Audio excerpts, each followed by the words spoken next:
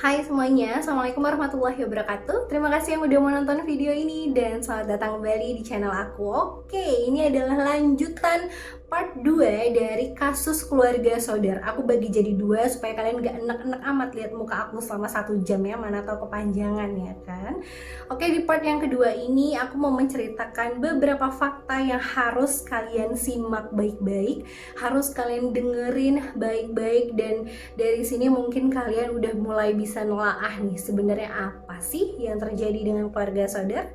Langsung aja kita masuk ke fakta yang pertama.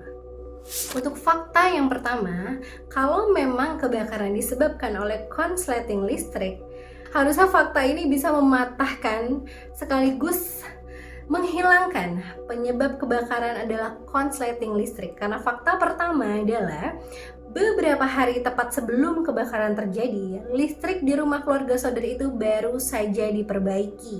Jadi sangat tidak mungkin terjadi konslet. Tapi di luar itu semua, kalian inget dong pada malam sebelumnya, sekitar 1 jam sebelumnya, ibu dari keluarga Sodar ini mengecek semua lampu, dan bahkan aku lupa bilang, dia sempat melihat anak perempuan pertamanya si Marian tidur di ruang tamu dalam keadaan lampu yang masih menyala.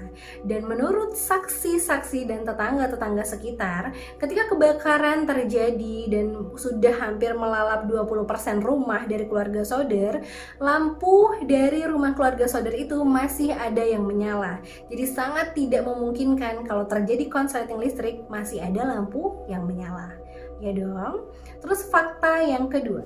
Nih, fakta yang kedua, ada nih beberapa tetangga di sekitar rumah keluarga Sodar ini yang mengatakan mereka melihat 2 orang laki-laki dewasa yang datang ke rumah Sodar, lebih tepatnya ke dekat garasi mobilnya, sambil membawa alat penghancur dan perusak mesin mobil, atau yang biasa disebut dengan block and tackle.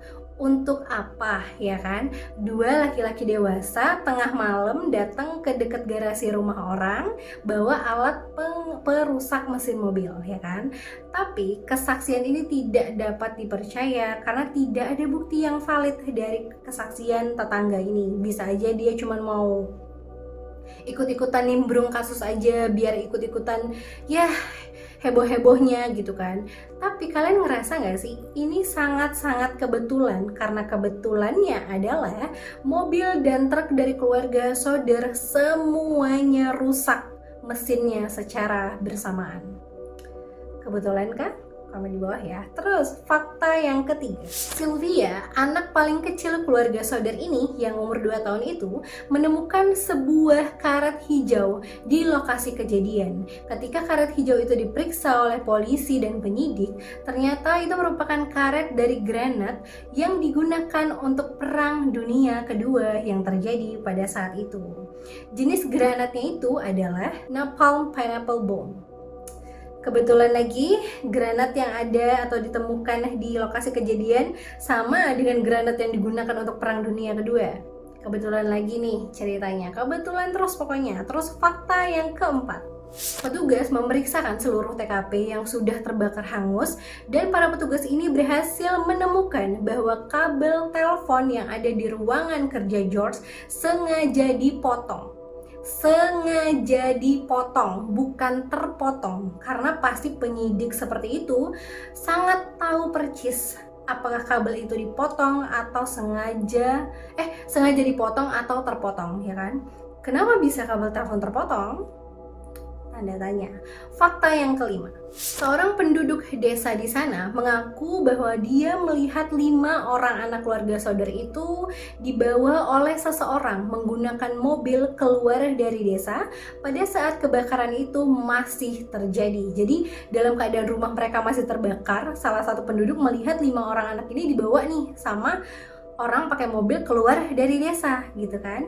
Fakta yang keenam, ada seorang wanita pemilik restoran di kota yang mengatakan bahwa ketika dia melihat nih kayak selembaran 5 orang anak keluarga Sodar yang menghilang ini, dia yakin betul bahwa pada pagi hari Natal dia melayani anak-anak itu dan memberikan mereka sarapan. Itu kesaksian dari wanita itu. Berarti Kalau memang kesaksian ini benar, berarti tanggal 25 pagi anak-anak itu masih dinyatakan hidup, ya kan? Terus fakta yang ketujuh, nih ada juga nih resepsionis hotel yang ada di kota mengatakan bahwa dia melihat 5 anggota keluarga saudara itu, yang anak-anak yang hilang ini, sedang bersama seorang laki-laki dewasa Italia di dalam hotel. Dan ketika anak-anak itu sudah mulai ribut kayak pengen keluar, pengen kemana, si pria dewasa itu memarahi mereka dan menyuruh mereka untuk tutup mulut, diam, gitu kan.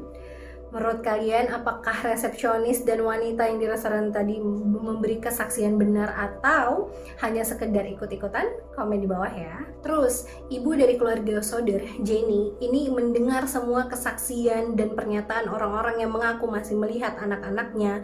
Ini nambah yakin dan tetap punya harapan bahwa kelima anaknya ini masih hidup di luar sana. Dan dia pun sangat tidak mempercayai bahwa kelima orang anaknya ini hangus terbakar tanpa sisa ketika malam kebakaran itu terjadi. Saking dia nggak percayanya, dia pun akhirnya mengambil tulang-tulang hewan dan membakarnya sampai hangus. Dan ketika dia nunggu sejam, 2 jam, tulang hewan itu tidak habis terbakar begitu saja. Jadi masih ada sisa-sisa tulangnya.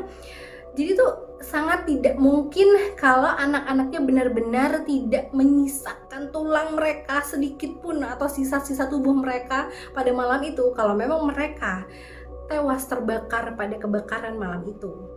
Dan saking dia nggak puasnya, dia pun memanggil ahli kremasi. Dan menurut ahli kremasi, bahkan jika tubuh manusia dibakar selama 2 jam di atas suhu 2000 Fahrenheit sekalipun, tulang dan gigi mereka tidak akan hancur begitu saja. 2 jam loh ya, 2 jam dengan suhu 2000 Fahrenheit nggak bisa hancur. Apalagi ketika kebakaran terjadi, kebakaran itu hanya terjadi sekitar 45 menit saja. Jadi harusnya sangat tidak mungkin kalau memang mereka terbakar pada saat malam itu, tidak ada sisa dari tubuh mereka sedikit pun di lokasi kejadian. Terus karena udah yakin banget nih ya, teguh banget pendiriannya pada saat itu kan, akhirnya George dan Jenny, orang tua dari keluarga saudara ini, meminta pertolongan FBI langsung untuk menangani kasus hilangnya anak-anak mereka.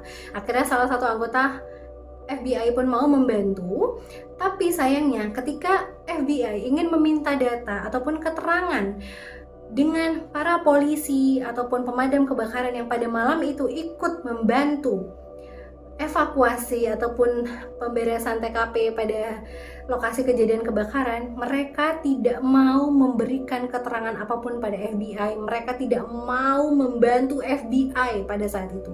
Aneh kan? Kenapa mereka semua nggak mau membantu FBI loh? Ini untuk 5 orang anak yang hilang loh. Tapi mereka sama sekali tidak mau membantu FBI. Dan karena itu FBI nggak bisa berbuat banyak dong, karena tanpa keterangan dan informasi dari saksi, dia ataupun FBI ini tidak bisa bergerak maju untuk mendapatkan titik terang atas kasus hilangnya 5 anggota keluarga saudara ini. Dan pada tahun 1950 akhirnya FBI pun memutuskan untuk menutup kasus hilangnya keluarga saudara ini.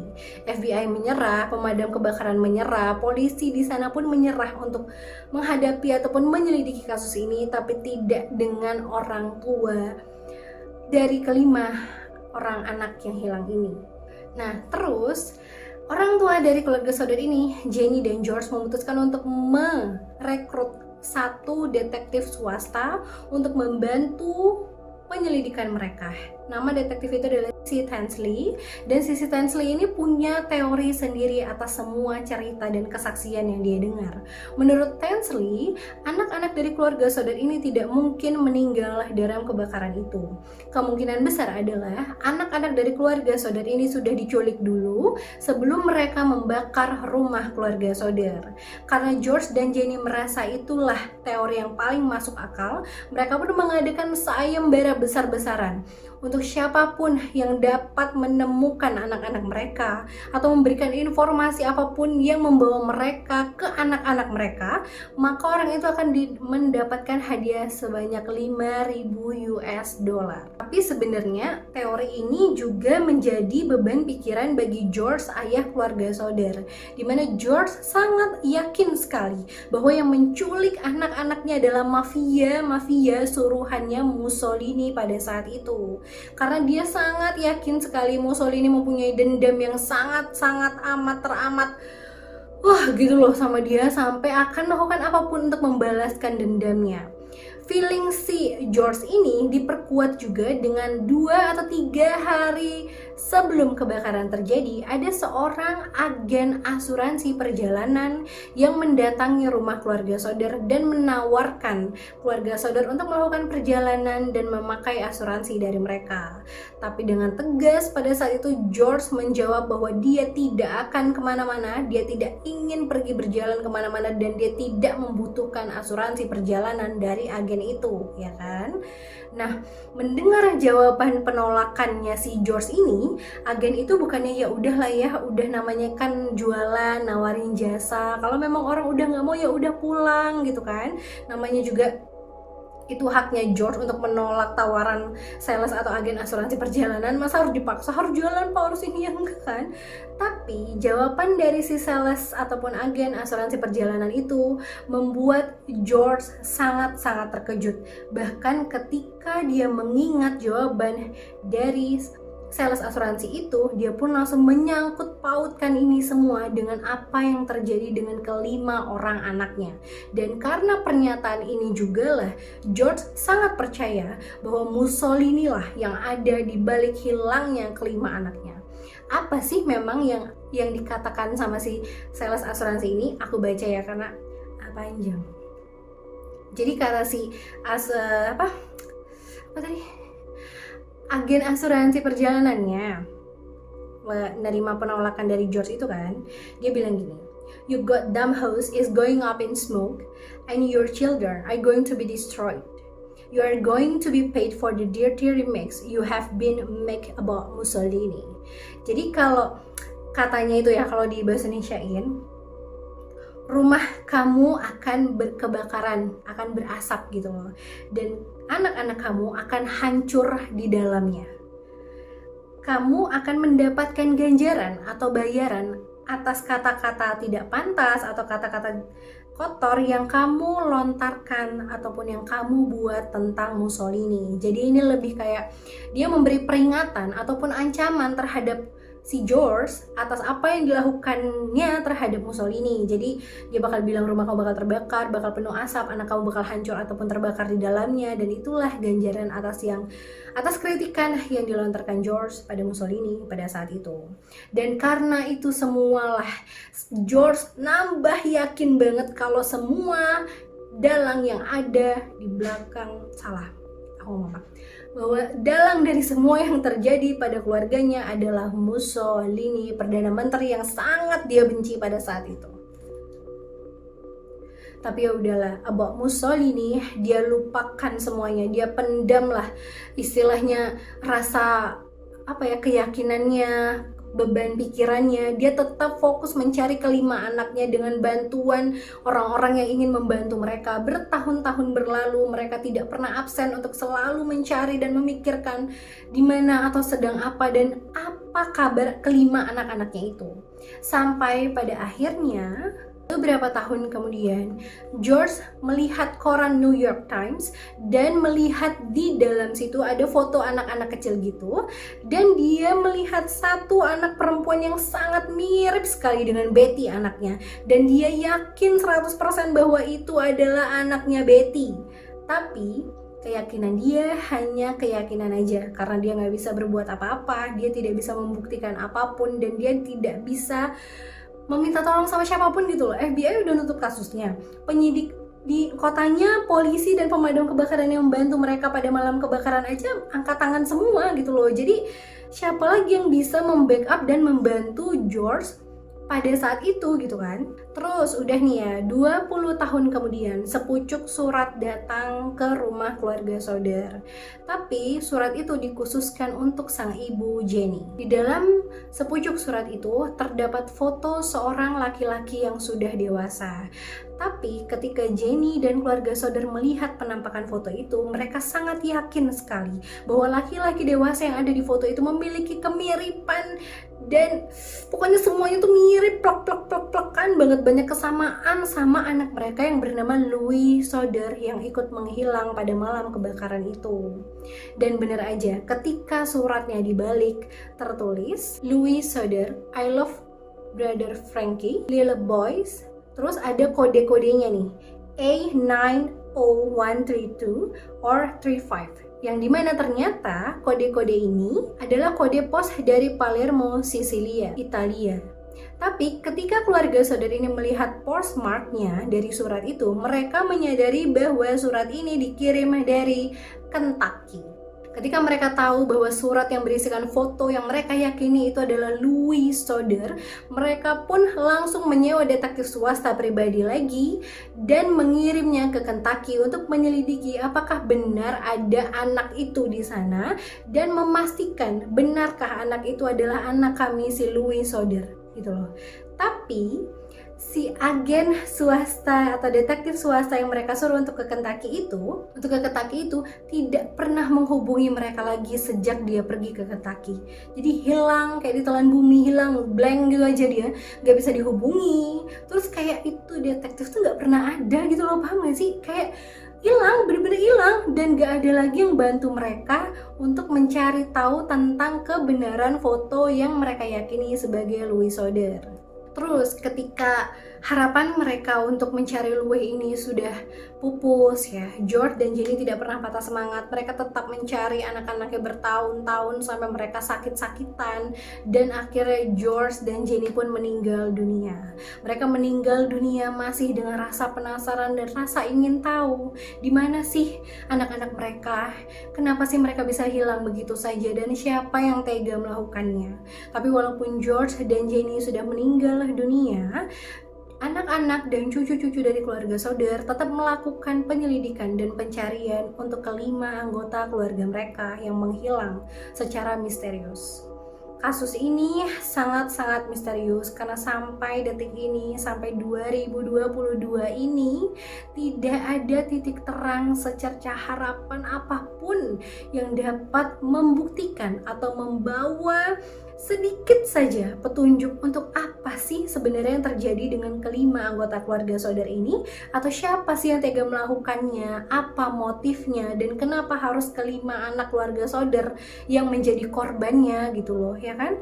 Menurut kalian dari semua fakta-fakta yang aku kasih tahu ke kalian, semua detail kejadian yang aku ceritakan di part pertama dan part kedua, kalian bisa nggak nih menyimpulkan atau menerka-nerka atau mengasumsikan, mungkin kalian lebih bisa mencari sela-sela atau tahu nih ada yang nggak beres di bagian sini, ada yang harusnya nggak kayak gini gitu loh. Boleh komen di bawah, dan menurut pendapat kalian siapa sih pelaku dari kebakaran sekaligus hilangnya 5 anak-anak keluarga Soder secara misterius?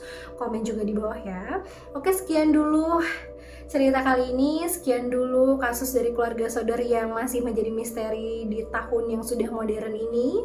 Tidak mampu dipecahkan juga sampai detik ini. Aku aja sampai kayak gemes sendiri. Aku pengen tahu apakah benar ini perbuatan Perdana Menteri mereka Mussolini atau ada playing victim lainnya. Who knows? Ya udahlah, sekian dulu videonya dari aku. Terima kasih yang udah menonton sampai habis. Terima kasih juga yang udah mau ikut mikir nih sama aku tentang kasus-kasus yang tidak terpecahkan kayak gini. Kalian suka gerem gak sih kalau nonton kasus yang gak terpecahkan tuh kan pasti kan bawaannya tuh kayak aduh kenapa sih gitu kan, siapa sih pelakunya gitu kan. Terima kasih pokoknya, dan mohon maaf untuk kurang lebihnya. Semoga kalian tetap suka sama videonya, dan komen-komen di bawah juga untuk ide-ide video dan konten-konten selanjutnya. Dadah, assalamualaikum.